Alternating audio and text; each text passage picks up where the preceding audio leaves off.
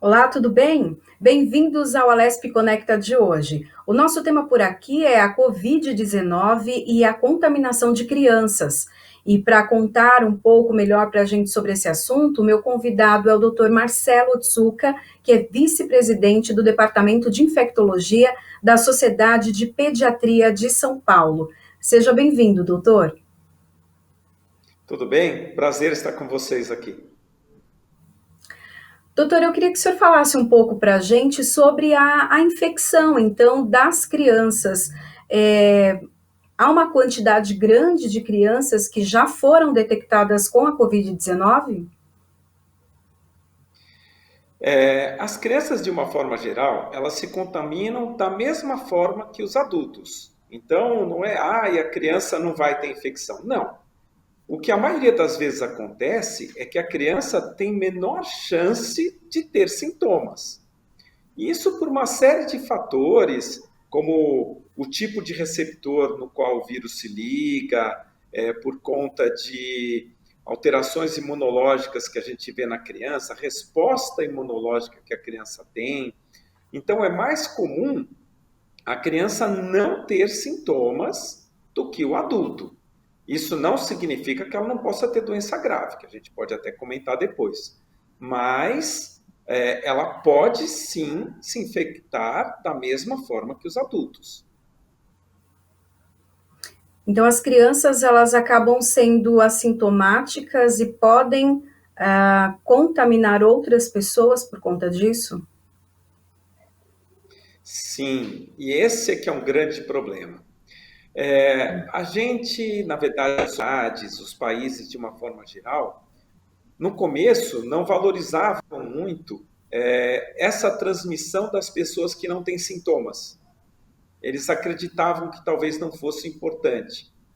Mas a gente percebe que muita gente se contamina, e aliás, isso é o mais comum, se contamina de outras pessoas que muitas vezes não têm sintomas. Então a transmissão acontece sim. Alguns estudos mais atuais, eles colocam a possibilidade de que as crianças talvez transmitam menos a doença. Mas elas transmitem e isso já é comprovado.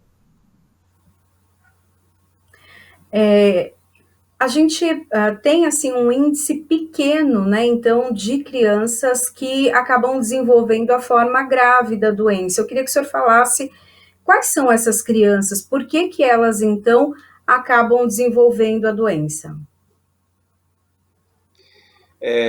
No adulto, a gente calcula em torno de 14% mais ou menos que acaba tendo um quadro mais grave. Na pediatria, esses números caem para menos de 10%, talvez em torno de 5% dos casos. Tá? Então, a possibilidade de ter uma criança com quadro grave acontece. De eventualmente precisar ficar na UTI, de precisar um suporte maior, isso acontece da mesma forma que no adulto. Quais são as crianças que têm maior risco para que isso aconteça? São aquelas crianças que têm algum outro problema, alguma outra doença junto. Então, por exemplo, uma criança que tem um câncer, uma criança que tem um problema renal, problema pulmonar, asma, doenças pulmonares de uma forma geral. Então, essas crianças têm um risco maior de ter um quadro grave. Isso não significa que todas elas terão um quadro grave, mas a chance do quadro grave acontecer nessas situações é muito mais importante. Outra situação que cada vez mais a gente tem percebido é que, mesmo a criança não tendo nenhuma manifestação clínica que sugira a doença pelo coronavírus, ela pode ter uma resposta imunológica, ou seja, o organismo dela ter uma reação tão exagerada que pode, inclusive, combater o próprio corpo. E isso tem sido uma das causas que a gente tem visto do que a gente chama de síndrome inflamatória multissistêmica. Tá? E nessas situações é um quadro muito grave, ele se assemelha de algumas formas a uma doença que a gente já conhece, que é a doença de Kawasaki, Foi notado primeiramente na Itália, mas na Inglaterra já tem uma série de relatos de casos, e aqui no Brasil a gente também já tem procurado levantar todos esses casos, e são quadros muito graves e com uma grande chance, inclusive, de caminhar para óbito. Já teve algum registro de óbito de crianças por conta da Covid-19? Sim, nós temos.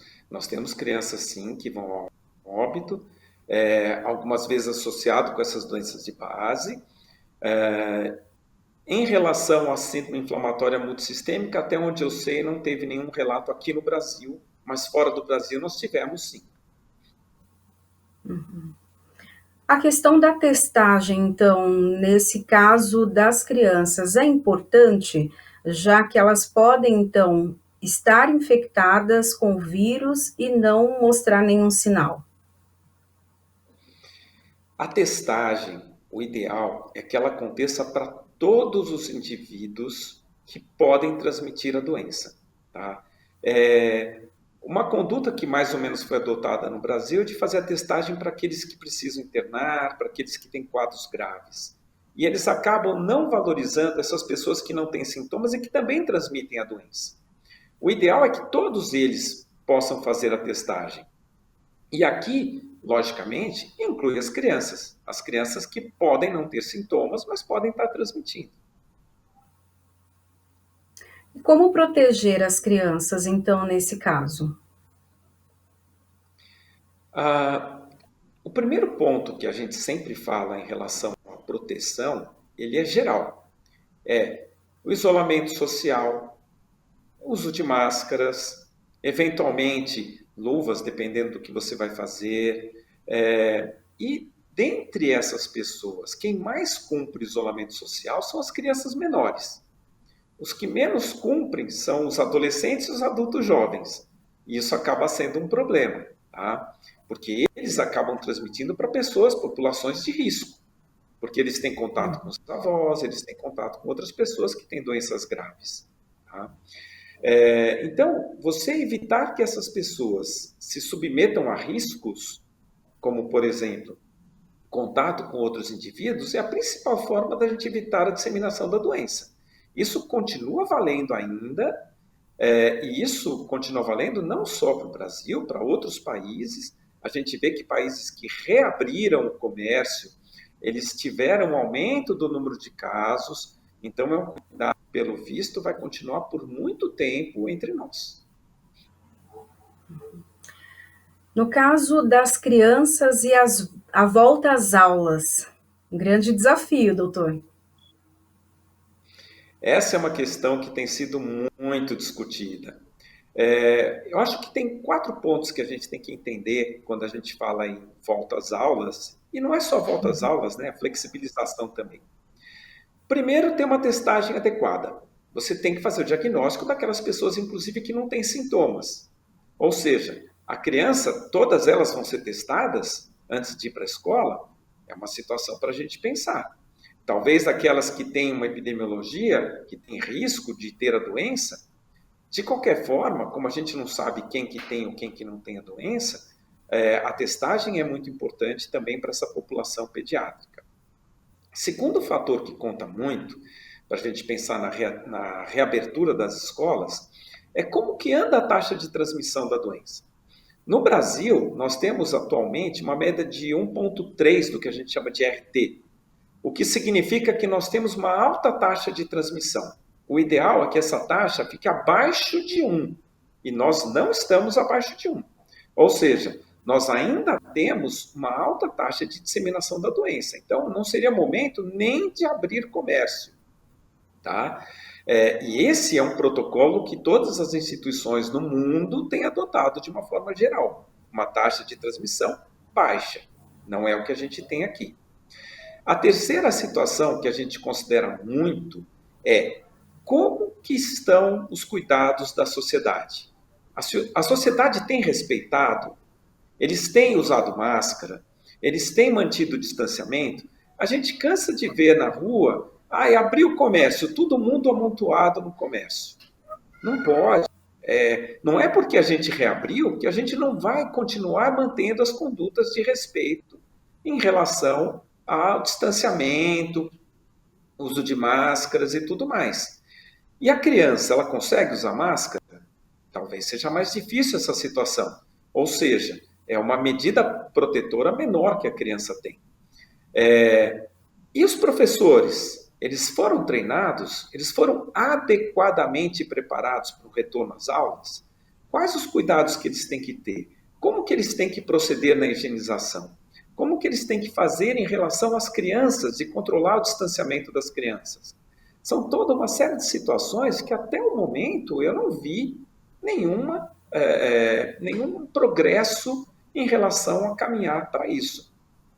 E um outro ponto que é fundamental, que a gente não pode esquecer, é a questão da gravidade da doença que pode acontecer mesmo quem não tem sintomas. Isso também é um problema. De repente eu tenho uma criança que não tem nenhum sintoma, mas mais para frente pode ter uma doença muito grave. É outra situação que a gente tem que pensar. O senhor está falando das crianças, né, até que não demonstram, né, que não mostram sintomas. Tem uma idade específica para que ela seja, então, assintomática? Ou até a pré-adolescência? De uma forma geral, abaixo dos 19 anos, né, abaixo dos 20 anos, a faixa etária que vai das crianças e adolescentes, as manifestações clínicas costumam ser muito pequenas. Então, quando a gente vai ver estatisticamente, essa população tem muito mais quadro clínico do que populações com maior idade. Tá? Não que não tenha, mas tem muito menos. Crianças nessa faixa de 0 a 19 anos, aquelas que têm menos de um ano, parece que tem uma propensão a ter uma doença um pouco mais grave também. Então, isso também, de uma certa forma, é importante a gente dizer, tá? Mesmo que essas crianças tenham um quadro proporcionalmente muito menos grave que o idoso, elas podem ter uma maior chance, nessa faixa até 20 anos, abaixo de um ano, pode ter uma chance maior de ter quadros mais graves. Aí o senhor falou que os adolescentes, então, estão dentro, né, deste quadro, então, de pessoas assintomáticas, e também é um grupo que não respeita muito o isolamento social. Principalmente nas periferias, a gente sabe que tem bailes funk, outras atividades que eles acabam participando. Então, isso é muito arriscado para a população geral, deles levarem esse vírus para dentro de casa, então, para os mais velhos. Imagina a seguinte situação: esses adolescentes podem não ter muitos sintomas, eles vão nos pancadões, nos bares, nas festas e tudo mais, eles podem adquirir a infecção sem ter sintoma, só que daí eles voltam para que casa? A casa que tem quem lá? Tem o avô? Tem a avó? Tem uma pessoa hipertensa? Tem uma pessoa com uma cardiopatia? Um problema no coração? Tem uma pessoa que tem uma asma, que tem uma doença pulmonar? E essas pessoas podem ter um quadro muito grave. Então, essa conscientização dessa população é que tem sido muito difícil. Só que, vamos lá, de quem que é a culpa de ter a festa? Foram os adolescentes que organizaram as festas? Ou será que é a população da região, sei lá, essas pessoas que acabam organizando essas festas? Então, a conscientização de toda a comunidade é fundamental. E isso tem sido muito difícil, até nas comunidades, os representantes, as pessoas que têm se proposto a controlar e ajudar nessa situação, eles não conseguem uma voz ativa no local. E como que a gente pode limitar essa situação? E outra, essas pessoas que vão ter quadros graves nessas comunidades, eles têm acesso adequado à saúde? Será que tem? Será que isso está sendo possível? E até a própria informação, né, de que eles assintomáticos podem, então, contaminar os seus parentes. Aí, nesse caso, doutor, o uso da máscara, ela é fundamental. Será, então, que o uso dela dentro de casa também já não seja uma indicação? Bom, primeiro, eu diria que é praticamente impossível você usar uma máscara às 24 horas do dia. É uma situação Hum. muito complicada você imaginar que vai conseguir que todas as pessoas possam e utilizem a máscara como a gente gostaria. Outra coisa, utilizar essa máscara requer cuidados com ela também, como a higienização das máscaras, como desprezar as máscaras, dependendo do estado delas, dependendo do tipo de máscara que você tem. E outra, você estar em casa, teoricamente, todo o ambiente pode estar contaminado. E nesse ambiente contaminado, as pessoas que convivem com você, elas também têm um risco grande de adquirir. Então, quando a gente fala em casa, é muito difícil você ter esses cuidados de usar máscara, de usar luva, de higienizar todo o ambiente. Então, de uma certa forma, a gente entende que a disseminação realmente é maior nesses núcleos familiares. E isso, muito provavelmente, vai ser muito difícil da gente poder atuar. Doutor, e a recomendação para que as crianças pequenas usem máscara, já que elas acabam colocando a mão no rosto, colocam a mão na máscara, né? O que realmente não é recomendado fazer e pode aumentar a contaminação? A situação da máscara é muito complicada, tá? E mesmo adultos, a gente vê muitos deles usando de uma forma inadequada. O ideal é que você não mexa no corpo da máscara, só nas fitas, onde você prende a máscara na cabeça, tá? A criança, ela com certeza tem um menor entendimento disso e o raciocínio dela é: vou ajeitar a máscara para a máscara ficar legal, ou muitas vezes tirar a máscara. Uhum. Então, tem criança que fica bem com máscara, tem criança que aceita a máscara de uma forma boa, mas tem muitas crianças, até maiores, que não aceitam e adultos que não aceitam. Então, a recomendação vale para ambos. De uma forma geral, abaixo de 2 anos de idade, a gente procura não recomendar o uso de máscara, porque a criança tem maior chance de se sufocar com o uso. Apesar de que a gente cansa de ver crianças abaixo de 2 anos que conseguem usar a máscara e não ficam manipulando. Outra situação que é importante, a criança é muito mais secretiva que o adulto. Então, a chance da máscara ficar úmida e contaminada mais rapidamente é muito maior. Então, você ter que trocar a máscara da criança também acontece com maior frequência. Esse é outro cuidado que a gente tem que ter. Doutor, por que que a vacina da gripe, né, da influenza é tão importante nesse momento? Lembrando, né, que não é contra a Covid, né? Mas de que maneira ela ajuda? Todas as vacinas são importantes e a gente tem visto uma queda brutal da taxa de vacinação. Hoje, a gente tinha taxas de 80% que caíram para próximo de 40%, o que significa que um monte de doenças podem voltar.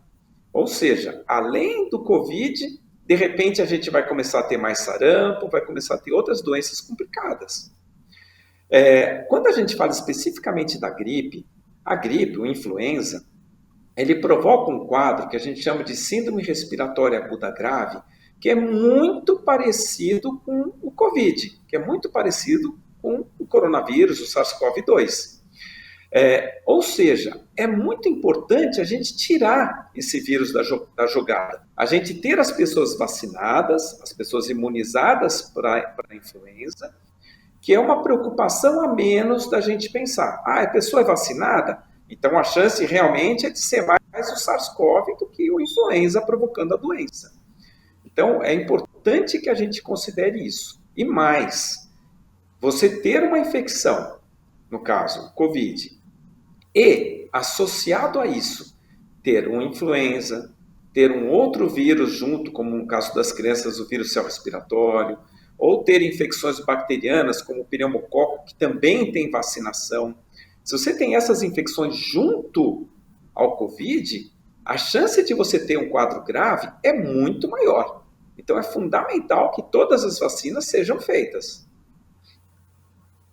A Secretaria Estadual de Saúde mostrou que o número de vacinação, então, da gripe em pessoas, em gestantes, crianças com menos de 6 meses e as que tiveram bebê há pouco tempo, não chegou a 50%, né?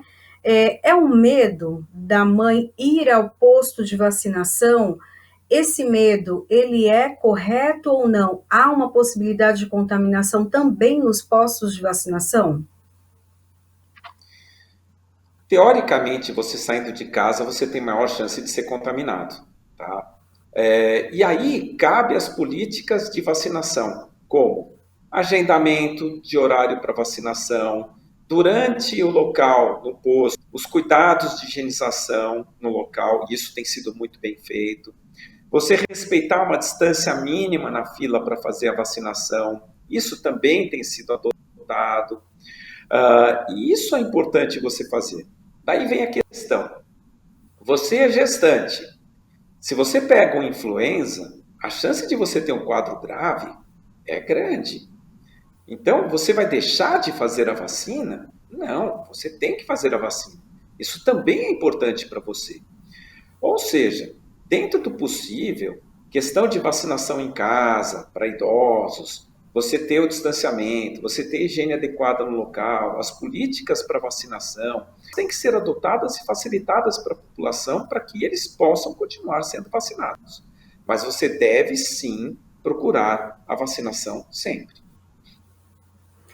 Doutor, dá uma dica então para as mãezinhas aí que estão com bebês pequenos, quando vão ao posto de saúde, o que elas fazem? Elas cobrem o bebê, aquilo, isso já ajuda a criança então a ficar um pouco mais protegida. Quando chega em casa, lava tudo, toda a roupinha que usou, o que que faz? A gente sabe que a transmissão basicamente é no contato, as mãos, e até porque as mãos toda hora vão no rosto, no corpo das pessoas, e principalmente pela respiração. O ato de respirar, de falar, de tossir, é uma forma importante, a mais importante de transmissão do Covid. Tá? Ou seja, você tem que evitar essas situações. Quando você sai, cobrir a criança, é sempre, uma criança pequena, né? É sempre legal que você possa fazer isso. E você chegou em casa, é legal que você possa trocar essa roupa, que você possa banho, que você possa deixar essa roupa separada. Nem sempre é fácil você fazer isso, mas sempre que possível, você tem que tentar fazer, tá? E quando você vai nos postos para tomar a vacina, evita ficar encostando na parede, encostando em qualquer situação. Evita ficar tendo contato com outras pessoas. Mantenha distanciamento. Você, a mãe, no caso, use a máscara. Se a criança for um pouco maior e couber aqui o uso da máscara, use a máscara também. Lembrando que tem máscaras que são para crianças, máscaras menores que as crianças conseguirão utilizar melhor. Isso também é um cuidado que você pode tomar. Tá? E de uma forma geral, os postos têm se organizado muito bem em relação à higiene, para evitar no local a transmissão da doença. Então, todos os que a gente precisa ter. A vacinação da influenza, né, da gripe, ela é a mesma que a gente toma no posto de vacinação e que é gratuita, e das farmácias, porque ainda não tem a vacinação para todas as faixas etárias, né? Então, é a mesma vacina? A vacina para a gripe ela tem algumas pequenas diferenças. Tá? As vacinas de clínicas particulares, com maior frequência, é o que a gente chama de quadrivalente, que ela vai proteger para uma cepa a mais do vírus, que é uma cepa B, né, do influenza B. Só que essa cepa do influenza B, ela, conforme os anos passam, essa cepa que não consta na vacina trivalente de 3 cepas, e que consta na vacina de 4 cepas, ela pode ser maior ou menor na sua prevalência. Este ano, esta cepa que não está na vacina quadrivalente, ela tem sido pouco responsável por quadros de influenza, quadros de síndrome respiratória aguda grave. Ou seja, pode-se dizer que este ano a trivalente e a quadrivalente são muito próximas entre si em relação à eficácia. Tá? Em relação aos anos anteriores, as vacinas sempre mudam, porque os sorotipos que estão caminhando, que estão no ar, digamos assim, eles também mudam. E por isso a vacina tem que mudar. A resposta imune de ano para ano também muda. A vacina que você tomou o ano passado, depois de mais ou menos 120 dias, você perdeu a eficácia dela. Então, eu tomei o ano passado, não importa, você tem que tomar de novo esse ano. E isso conta muito. Então, algumas pequenas diferenças nas vacinas existem, mas a vacina trivalente, que é fornecida nos postos, é excelente em relação à quadrivalente, e ela, se você não pode pagar, você pode fazê-la sem medo, sem receio nenhum, que ela vai ser muito boa. Por que nos postos de saúde a vacinação é para crianças abaixo, se eu não me engano, 6 anos? As outras crianças, elas têm uma resistência melhor? Na verdade, isso conta não só a possibilidade de doença mais grave, como conta também, isso é importante, é a quantidade de doses de vacina que você tem. Então, se você não tem uma capacidade de fazer vacina para todos, você acaba selecionando populações de maior risco. E abaixo de 6 anos, abaixo de 2 anos, na verdade, é uma população de maior risco, tá bom? Os idosos têm preferência. Aqueles que trabalham na área da saúde, que são mais expostos, também têm preferência. Pacientes que têm doenças que debilitam, problema renal, problema pulmonar, câncer, são pessoas que têm uma preferência de tomar a vacina. Eu queria que o senhor contasse um pouquinho para a gente em relação às maternidades. Existem muitas mulheres que nesse momento, né, estão prestes a dar à luz e estão ansiosas, com medo de ir às maternidades, com medo da contaminação, tanto dela quanto do bebê. Há esse risco? Os bebês recém-nascidos também podem, então, contrair a doença? Bom, os bebês podem contrair sim a doença. Se a mãe tem a infecção, de uma certa forma, ela confere alguma proteção para a criança, e a gente imagina que esses recém-nascidos de mães que têm a doença podem ter um quadro mais leve inicialmente, tá? Ou até sem sintomas. Então, isso a princípio é interessante.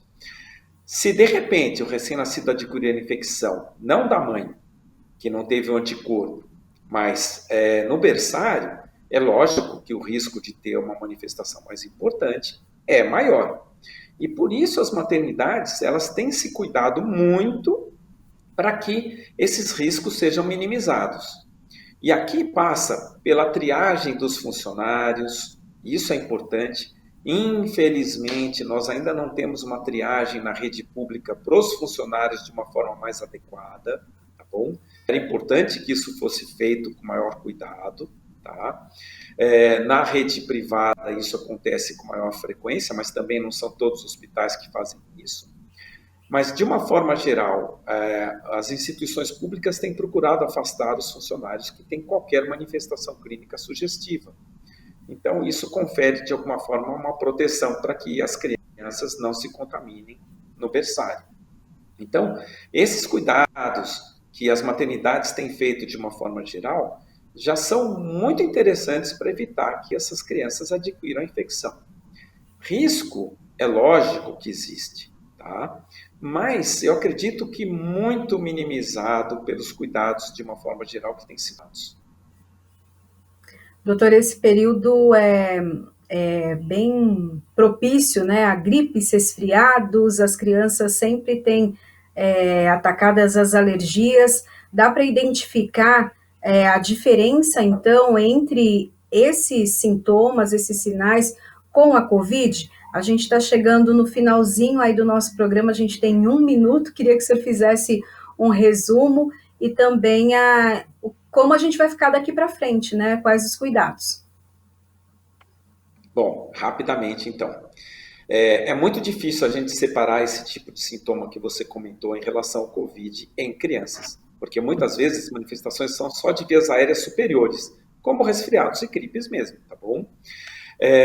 Mas, de uma forma geral, essas doenças que a gente costuma ver na pediatria, como as crianças são os únicos que realmente estão mais isolados, as crianças pequenas, a gente praticamente não tem visto nos serviços médicos. A gente quase não vê criança com as doenças comuns de infância porque elas não estão nem indo na escola, tá bom? Então, isso, por um lado, acaba sendo uma boa notícia, tá bom?